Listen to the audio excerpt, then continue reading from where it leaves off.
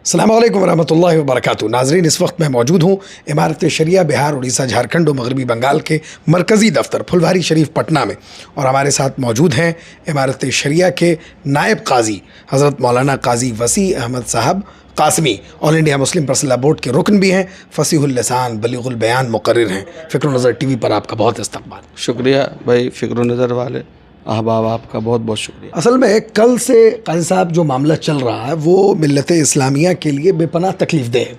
उसमें एक पहला सवाल मेरा ये है कि कायम मकाम नाज़िम साहब, ये सुनने में आया कि उन तमाम लोगों के साथ हैं, और इस तौर पर कि उन्होंने ही असल में पुलिस इंतज़ामिया को एक गुमराह कुन ख़त दिया, और उस ख़त में ये लिखा कि कुछ असामाजिक तत्व वो इमारत शरिया में घुस गए हैं।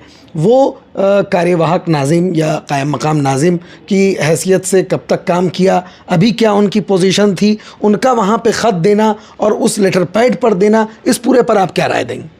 देखिए, हम लोगों को कुछ इल्म नहीं था, दफ्तर में छुट्टी चल रही है, चांद के ऐलान के लिए चंद लोग हम लोग ज़िम्मेदारान रुके हुए हैं।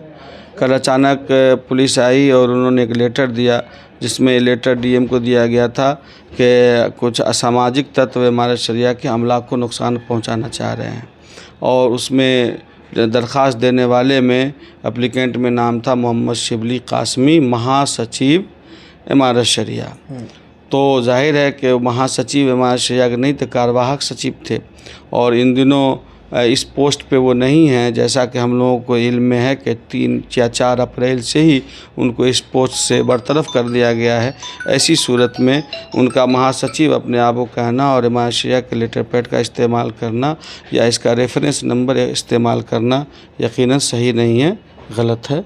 और पुलिस ने वही दिया, तब मालूम हुआ कि ऐसा ऐसा मामला है। फिर पुलिस ने कहा कि एसडीओ साहब ने हम लोगों को कहा कि यहाँ कोई इलेक्शन होना है, तो ये इलेक्शन तो कुछ नहीं होना था। आखिर में वो लोग ऐसे करके अशफाक करीम साहब और मौलाना सुलेमान कासमी साहब, मौलाना शिबली कासमी साहब और दूसरे लोग, मौलाना अबू तालिब रहमानी साहब, ये लोग आए इमारत शरिया।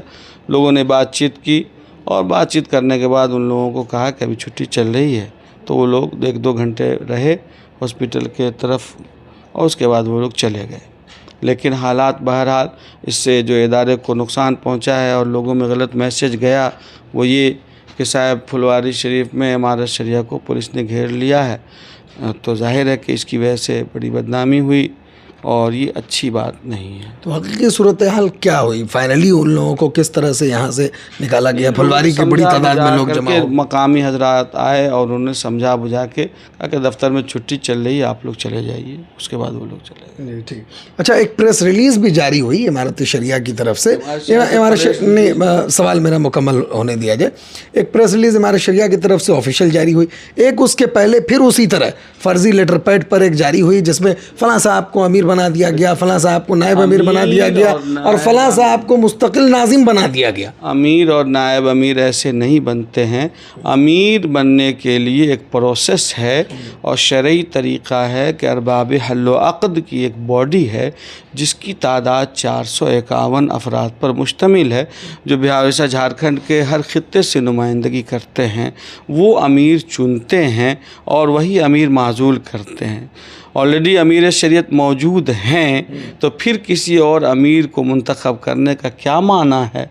और वो भी चंद ट्रस्टी हजरात मिल कर के अमीर मुंतखब करें, तो उन्हें समझना चाहिए कि ट्रस्टी को अमीर मुंतखब करने का हक़ व इख्तियार नहीं है।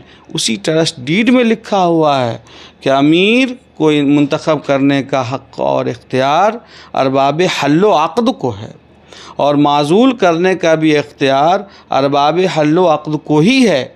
और माज़ूल करने के लिए जो शरई वजूहात हैं, उसकी भी तफसील और डिफिनेशन दस्तूर में मौजूद है, ट्रस्ट डीड के बायलॉज में भी मौजूद है। तो जाहिर है कि जिन लोगों ने इस तरह से अमीर के इंतखाब का ऐलान किया, ये सवाल तो आप हजरात को उनसे करनी चाहिए कि इमारत शरिया में 100 साल से ज़्यादा उम्र हुई इसकी, हर बार अमीर शरीयत मुंतखब हुए। क्या अमीर शरीयत को ट्रस्टियों ने मुंतखब कर लिया, या अमीर शरीयत को अरबाब हल्लो अक़द मुंतखब करते हैं?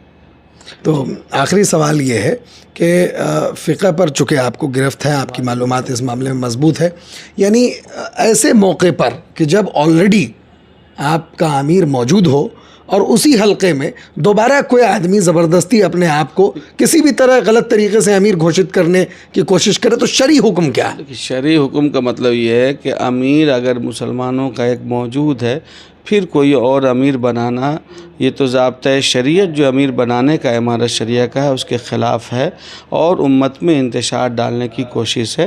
ایک جھنڈے کے تلے ہم سبوں کو جمع ہونا چاہیے۔ الگ الگ ٹولیوں میں امیر بنائیں گے تو پھر شرعی امیر کی جو حیثیت ہے اور شرعی امارت کی وہ حیثیت ختم ہو جاتی ہے۔ یہاں چونکہ امارت شریعہ بہاویسا جھارکھنڈ کے 3 صوبوں میں موجود ہے اور قاضی حضرات بنگال کے حلقے میں بھی نصب کیے گئے ہیں وہاں کی ضرورتوں کے پیش نظر، اس لیے ایک امیر کے رہتے ہوئے کسی اور آدمی کا اپنے آپ کو امیر کا اعلان کرنا یا چند لوگوں کا اس کو امیر بنا دینا یہ امت میں انتشار کا باعث ہے اور یہ امارت شریعہ کا شرعی طریقہ قطعاً نہیں ہے۔ بہت بہت شکریہ، ہمارے ساتھ موجود تھے قاضی وسیع احمد صاحب قاسمی۔ بے باکی سے صاف انہوں نے تمام ان سوالات کا جواب دیا جو سوالات آج کل ہر مسلمانوں کے دل میں ہے یا ہر بہار، اڑیسہ، جھارکھنڈ اور مغربی بنگال کا مسلمان فکر کے ساتھ یہ سوال پوچھنا چاہتا ہے اور اس کے دل میں یہ سوال ہے۔ کیمرامین محمد شاہد رحمانی کے ساتھ فضل رحمانی، امارت شریعہ، پھلواری شریف، پٹنہ۔